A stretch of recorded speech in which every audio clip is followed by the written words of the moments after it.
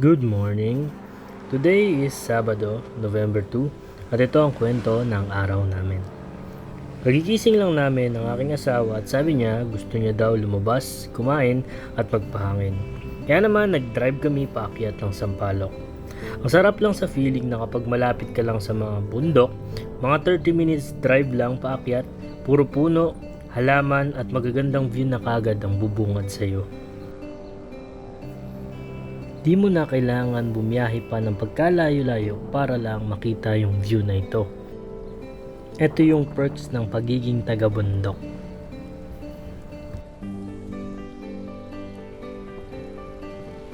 Ito nga pala yung isa sa paborito naming spot dito sa Sampaloc, ang Brooders.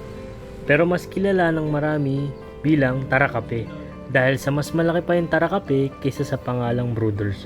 Bukod sa mura ang kape, masarap din talaga. Habang papunta kami dito ay may nadaanan kaming isang gate na may chow chow. And gustong gusto namin ng asong chow chow. Kaya naman tiningnan namin, ngunit bigla silang. Bilang isang fur parents, pag nagtatahulan na kasi yung aso namin na ganyan, nakakahiya sa may-ari kasi nabubulabog sila. Isipin nila may tao, nilalabas pa sila, nakakabala tayo. Kaya next time na lang. And just like that, okay na ang aming kape. Ready to go. Order nga pala ako ng salted caramel at sa aking asawa naman ay chocolate. After nito, maghahanap naman kami ng brunch. Take note, dapat 200 pesos lang ang magastos namin. Tipid mode kami ngayon eh. Hanap naman tayo ng food.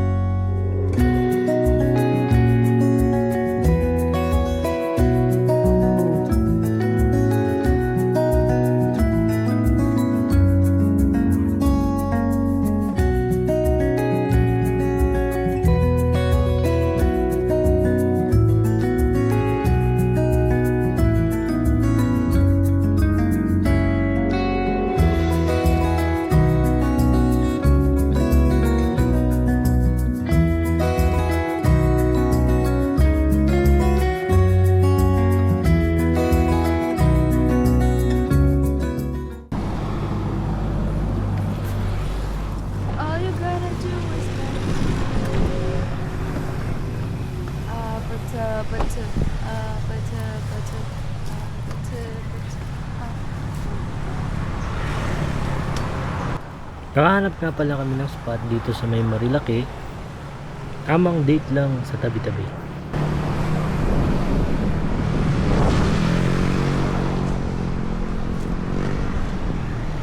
And we have our food here.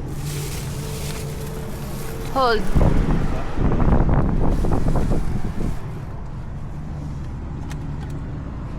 Hold.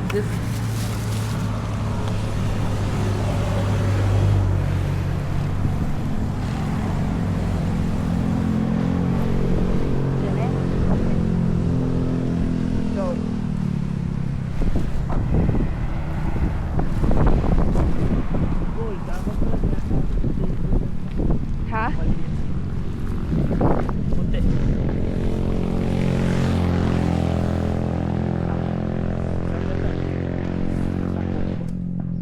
Kain ng baka. Ay, ng kalabaw.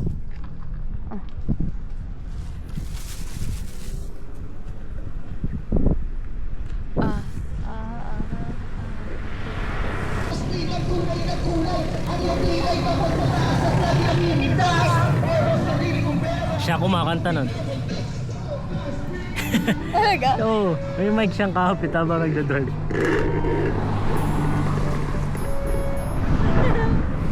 Muli ng asawa.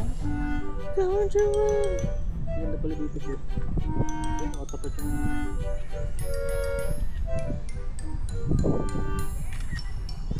Ang ganda ng focus sa'yo.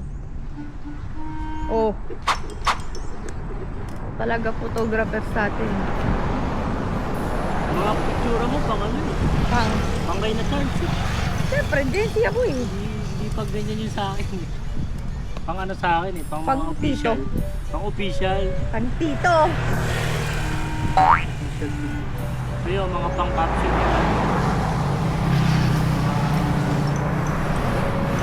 Sa akin, mga ano eh. Family gathering. Hindi ako pang ganyan eh.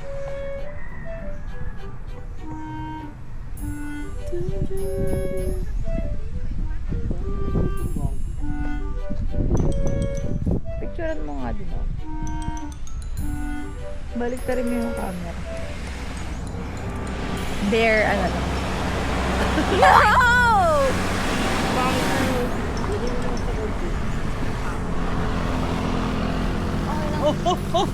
Nakakalimutan!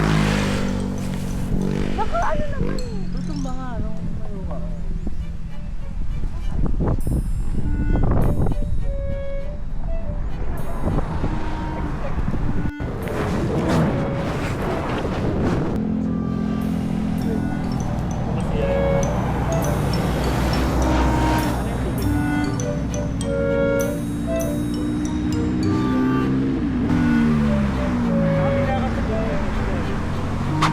Kaya tingnan ko yung dami mo.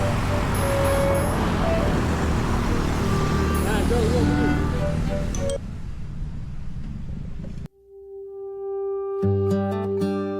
And so, ganun lang. Ganun lang yung date namin. Hanap lang ng spot sa gilid. Simpleng kain, simpleng inumin. Basta ang importante naman makalabas-labas kami. Makapag-date, makapag-bonding ng kami lang.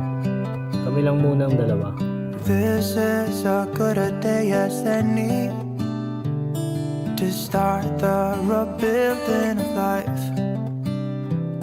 The roads that lay open are many when the old one's gone under the knife.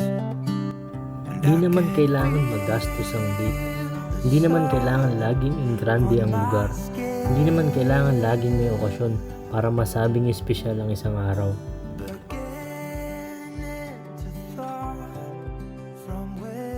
Na nagpapaspecial ng araw kasi yung makasama mo yung mahal mo sa buhay. Isang beses lang magkakaroon ng November 2, 2024 sa buhay. Kaya't sulit-sulitin na natin. Yun, nagpapaspecial. It's a good day to live. This morning has a clear light as any to see the horizon and the far. Excuses were 2 for a penny, but they've all gone out the window of this car.